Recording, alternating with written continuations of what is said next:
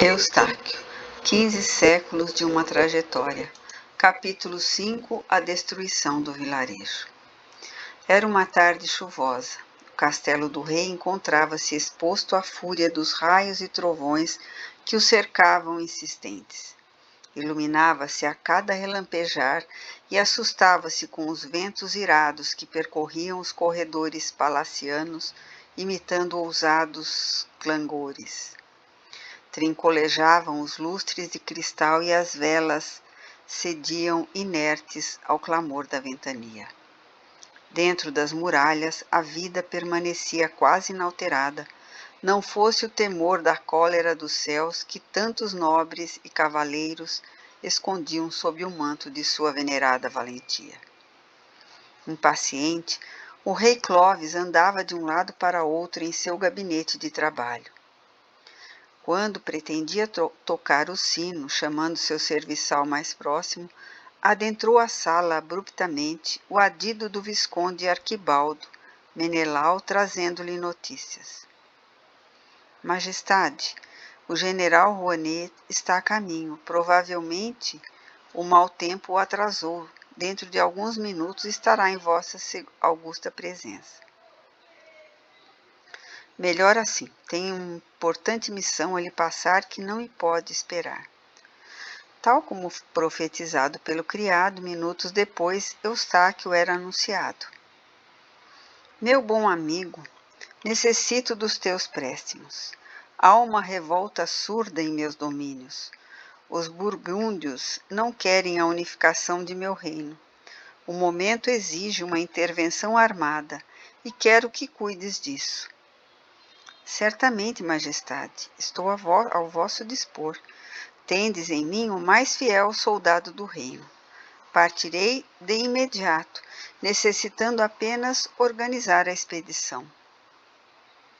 Não poupes esforços e gastes o quanto precisares. Os cofres reais te estão franqueados. Dias depois, partiu Eustáquio em missão oficial de alta importância para o rei. Deveria romper com pontos de resistência existentes em determinadas vilas ao sul da França, de modo a preparar o terreno para a batalha final, onde já teriam os francos o apoio dos visigodos, conforme negociações que estavam em andamento. O impetuoso general Rouanet, entretanto ambicioso e calculista, promoveu imenso saque nas riquezas do reino, a pretexto de bem aparelhar a sua caravana militar. Em verdade, desviou verbas para seu próprio enriquecimento e pretendia recompor o rei, saqueando as vilas que encontrasse pelo caminho, outra de suas atitudes menos dignas no alto comando que lhe fora destinado.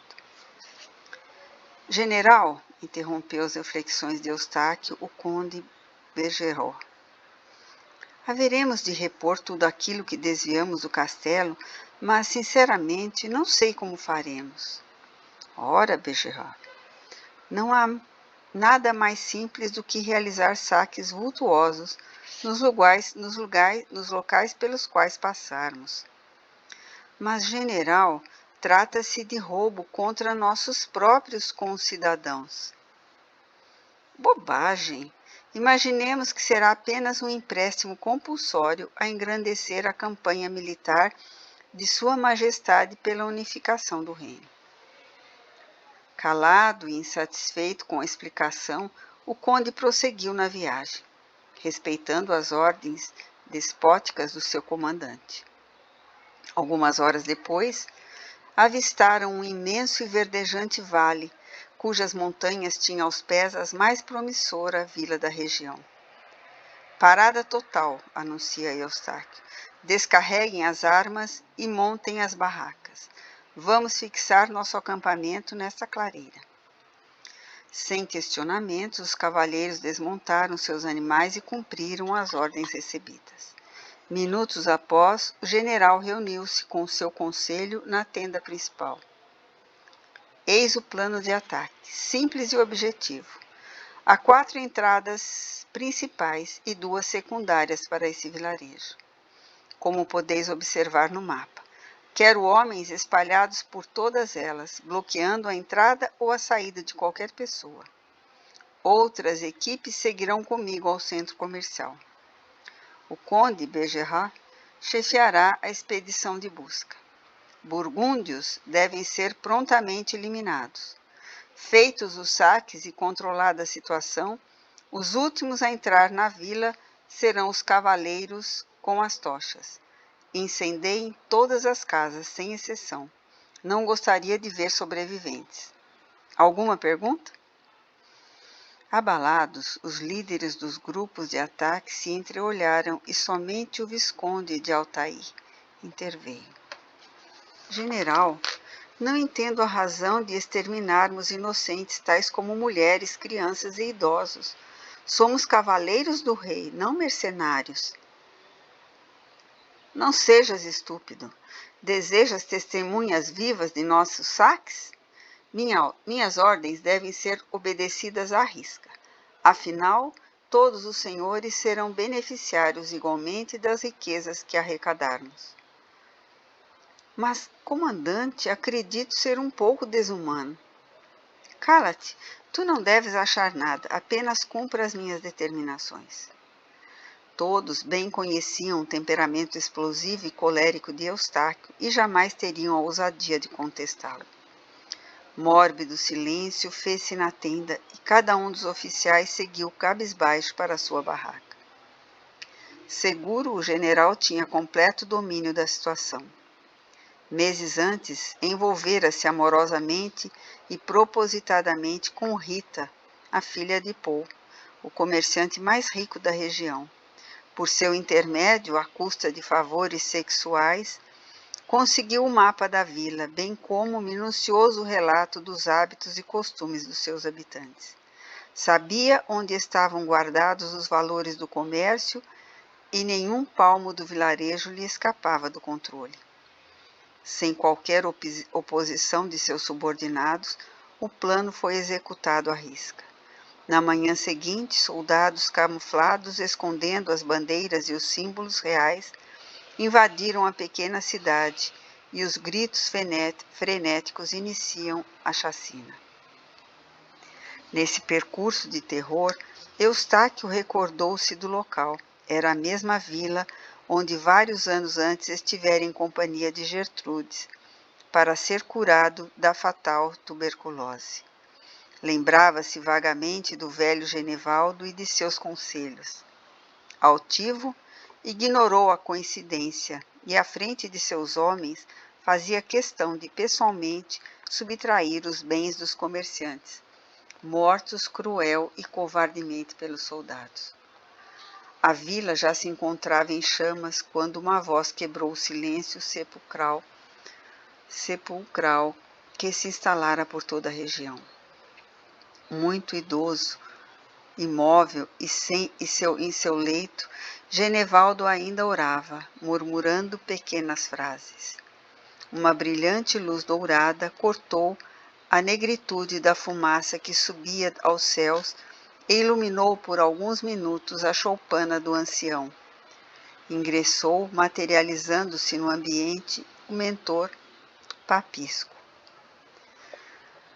Meu caro amigo Genevaldo, sabe que é chegada a sua hora e de seus companheiros. Não se preocupe, em breve estaremos juntos outra vez. Você já tinha conhecimento do desencarne coletivo que há muito tempo pairava soturno sobre os destinos desta vila. Aqui concentravam-se inúmeros romanos que no passado queimaram vivos os cristãos na arena para deleite de espectadores cruéis. Estava dentre eles e cumpre agora o seu trajeto regenerador. Desencarnará pelo mesmo modo que no pretérito fez irmãos seus deixarem o plano material. Genevaldo, que pouco ouvia os sons da chacina, despertou imediatamente quando percebeu as ternas palavras do seu condutor espiritual. Ó, meu querido companheiro, cumpro resignadamente o meu destino. Louvo a Deus pela oportunidade de resgate que me é concedida. Sinto que, infelizmente, este desencarne maciço de tantos semelhantes tenha sido provocado pelas mãos do menino Eustáquio. Ele já não é um menino. Hoje, general, contrariando os conselhos que recebeu na sua adolescência, está investindo contra muitos inocentes, somente para saciar sua ganância. Poderei auxiliá-lo no futuro, meu amigo? Não pense nisso agora. Procure fechar os seus olhos para o fardo da matéria e abra o seu coração para a luz da verdadeira vida. Aqui estou para ajudá-lo. Que Deus nos ilumine.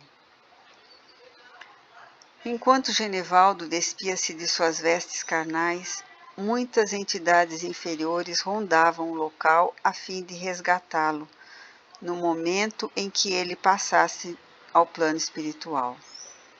Apoiado, no entanto, por mentor de luz, o brilho de sua partida cegou a todos os seres que estavam por perto, retirou-lhes qualquer tentativa de interferir no processo de desencarne. Confusas, as entidades voltaram-se contra os próprios soldados, envolvendo-os em processo obsessivo. Muitos, abalados e rechaçando inconscientemente a investida, subitamente perdiam o sentido e desmaiavam ainda em cima de seus cavalos. Outros, cedendo aos impulsos massacrantes desses espíritos do mal, tornavam-se ainda mais furiosos e continuavam procurando por vítimas sem cessar. Eustáquio passeava pela vila envolta em chamas, contando os mortos e calculando o que lhe rendera o saque, indiferente aos gritos de dor e às súplicas de socorro. Pisoteava com seu animal os corpos que estavam à sua frente. Subitamente, uma dor no peito consumiu-lhe as forças e seu corpo cambaleou na sela do cavalo. A cabeça turvou envolta em tonturas e já não conseguia raciocinar. Parecia ouvir de algum lugar a voz de sua mãe Claudine, suplicando-lhe por compaixão. Dominado por uma emoção inexplicável, deixou de divertir-se às custas da agonia alheia e, tagantando o equino, saiu inquieto do vilarejo. A despeito de tantos avisos que recebera, Eustáquio permaneceu irredutível, jungido ao materialismo e possuidor de um espírito cada vez mais endurecido. Nada parecia sacudir a sua íntima convicção. Cedendo aos mais selvagens instintos, atraiu para si inúmeros seres degradados que habitavam as mais escuras zonas umbralinas. Subjugado por forças do mal, permanecia ensandecido na sua guerra de conquista. Quando deixa o plano físico ante tantas atrocidades que cometeu ao longo de sua existência, outra não pode ser a companhia que aguardavam Eustáquio, senão a dos seus obsessores, aliados de sua insânia e cúmplices de seus crimes. Apesar de valente, destemido e orgulhoso, quando encarnado, ao deixar a proteção proporcionada pelo corpo físico, o seu espírito é alvo fácil para os grilhões das entidades umbralinas. Aprisionado, humilhado, sem forças para reagir e sem qualquer apoio dos mentores de luz, em razão de sua própria postura materialista, termina reduzido à condição de instrumento daqueles que ao longo de anos assistiram, maquiavélicos, o transcorrer da sua desgraça.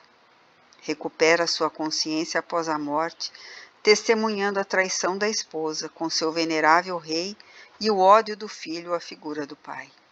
Os mesmos espíritos que anteriormente o aconselhavam à prática do mal, hoje zombam de seu infortúnio e gargalham às suas custas. Parte para as zonas trevosas e abandona atrás de si a trajetória gloriosa de um dos mais temidos generais que já horrorizaram o reino dos francos.